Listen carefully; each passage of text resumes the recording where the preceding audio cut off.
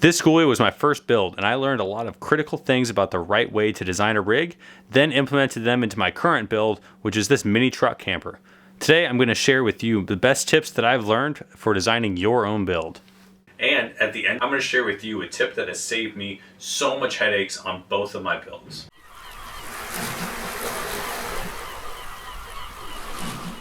Now, there's a couple different ways that you can go about actually designing your build. The most basic, rudimentary route would just be to have a piece of paper and a pencil and just start sketching things up. Or for the more tech savvy, you can actually start your design on a computer in some sort of 3D modeling software. I have done both the Spontanabus and the Oki camper build on a 3D modeling software called SketchUp, and I would actually highly recommend that. With just a little bit of practice, you can get the hang of it pretty quickly, and it really helps to detail out the intricacies that you do run into with a build. So I'm going to show you how I do it right here. Okay, I won't get into the details on how to use SketchUp too much.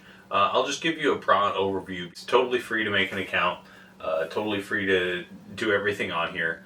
And as you can see, I've used it for the Spontanabus as well as for the Oki camper. I'll start off showing you guys the Spontanabus.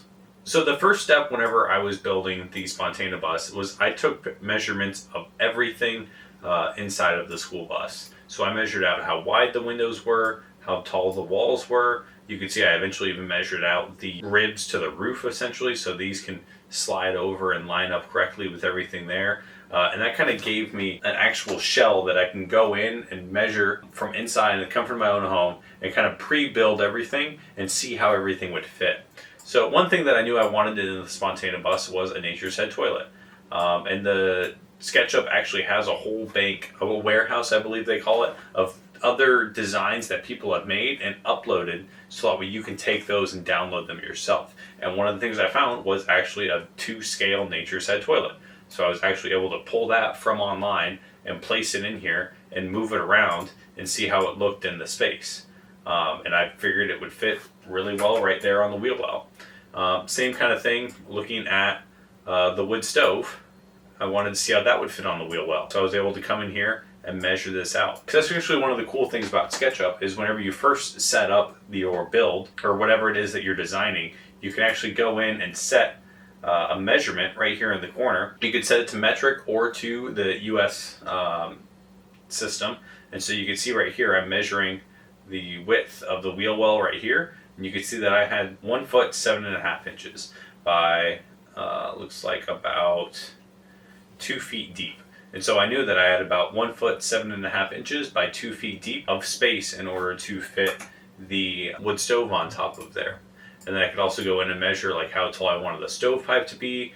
Say that I was looking, because I bought not a lot, but I bought a good bit of my stuff used online. Like my little washer here, I was able to get measurements and see if it would fit right there. Same thing like with the fridge, I bought that used. And so I was able to measure that out, put that in the space, and then figure out how much room I had to work around it there. So it does take a little bit of time and a little bit of getting used to, but the amount of time that I've saved and probably headaches that I've avoided in trying to make sure everything lined up and fit perfectly. It's going to be a process whether you learn a system or whether you do it on pen and paper. I would just encourage you to consider this a go. It is fairly entry level. There's a lot of resources out there that help you to use it. Again, I'm not going to attempt to try to tell you how to use it, but with just a few basic things, if you give yourself probably a good hour or two to play around with it, try to build some different things. It is fairly user-friendly, and you can get fairly detailed with it, like you can add your colors and everything to keep everything straight, or you can just keep it super basic. Now we can go back and look at the Oki camper build. The first thing that I designed was actually how we were going to do the framing. So I was able to go in here and I knew that we wanted to use 3 centimeter by 4 centimeter wood for framing. So you can see I have 3 centimeter by 4 centimeter pieces there. I was able to basically digitally build this, which made the actual build very quick and easy, because I was able to actually take my laptop out on the back porch and I would say, okay, right now or today we were building this side section right here. If that was the piece that we were building, I can come in here, step 1, I could measure this out and say, okay, we need to cut a piece of 3 by 4 centimeter wood to 192 centimeters. We'd cut it, and then we can come along to the next one. And we'd say, okay, if I'm cutting this piece right there, we need another piece that's 184 centimeters, and so on and so forth, and just plug and play everything right there. And that made the build itself, the actual framing section, go very quick and very smooth. And getting to just the design process and why it was nice to start off doing this way was then I can go back in and see where all my studs were. So whenever I came down to where we were going to put the jacks, just because we weren't quite sure on that whenever we were early on in the design process, we wanted to kind of get everything built, see how everything fit. I wasn't even fully committed on it permanently installing jacks yet at that point, but I was able to actually go in and I measured all the important pieces of the truck bed. So this would be the wheel, this would be like the bed rails, this would be the actual bottom of the bed, so on and so forth. It made sense to me at one point whenever I was actually using this, but then I was able to actually go in and see, okay, how big of a gap do I have to span here between this would be the bed rail and the jacks? How much space do I have to clear there? Would the base of the jacks be interfering with anything down here whenever they drop down? The small little things that really went a long ways. Same thing, I was able to use it to measure out some of the interior stuff. So right here, whenever I was building out the basically electrical compartment, I measured out, this is the battery, that's the power inverter, this is a splitter box, and I was able to kind of piece everything in there to see, hey, how is everything going to fit inside of this little compartment? So there's a lot of different ways. I can go on all day talking to you about ways that I have used this, and for just investing probably a couple hours into learning how to use it, getting proficient with it, it has saved me, I'm sure, plenty of hours since then.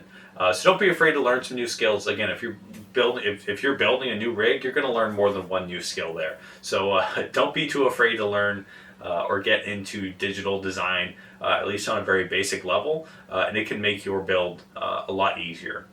Now for that bonus tip I promised, and that is to take pictures and write things down as you go along.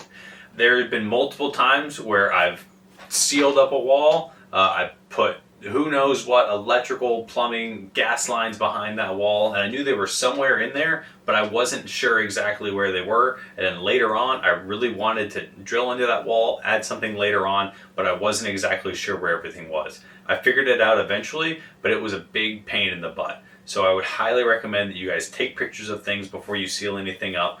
Take pictures of where your framing is. Take pictures of the ways that you screwed things. Just everything that you do, take pictures of it, and then write things down. Take measurements, like mark where your studs are, mark where you put things, because that will save you a lot of headaches later on. And then I would also recommend that you keep track of cost. Keep your receipts. I did not do a very good job of this on the Spontanibus, and whenever people ask me how much I spent on the build, I have to say anywhere from like 15 to 20,000 ish, because I really don't know, and I did not do as good of a job keeping track of expenses as I thought I would. Of course, the bigger ticket items are easy, but all those trips to the hardware store to pick up extra screws, it all blends together, and so it kind of sucks to get to the end and really not know exactly how much you put into it, and then that also helps out a lot whenever it comes time to sell it. So we've done a lot better job at that with the Oki camper build. I'm hoping that pays off in the end. And even so far, just taking pictures of things has already saved us a lot of time and effort so far in this build. So take pictures, write things down, and keep track of cost. I guess that's more 3 tips, but there you go. And that is designing and researching your build. Again, I know you're excited to get started, but I highly recommend that you take some time to do this properly, because this is your foundation that will help set you up for success later on. That's all I got for you guys. Thank you so much for watching all the way to the end. Now go build something.